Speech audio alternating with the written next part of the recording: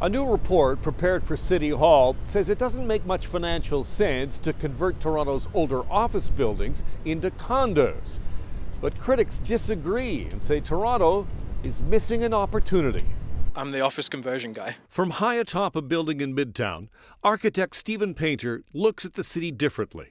When you look out and see the city, what do you see? Well, you can see a lot of the brand new towers going up. And you're also seeing a lot of the older 70s buildings, the kind of brown precast buildings that we all know. And they're really struggling with vacancy right now. Painter's firm will soon transform this building at Yonge and St. Clair from mid-size office building to high-rise condo tower, something other cities are doing faster and easier than Toronto. The requirements are still too onerous to make a lot of these sites move, and that's emblematic of a lot of the sort of policies that we've seen come out of this administration is they don't go far enough and they don't go fast enough. A new report says that if just 10% of older office sites were redeveloped, it would have the potential to create up to 35,000 new and badly needed residential units.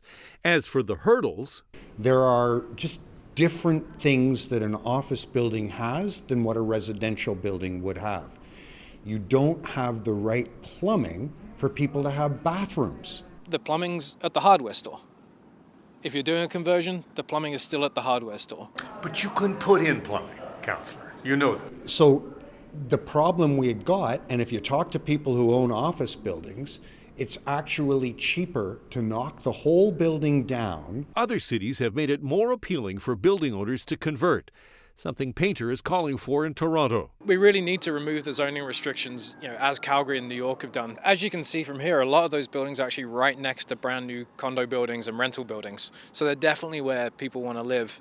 And it's incredibly expensive to knock something down. That is exactly what this report prepared for the city's housing committee says.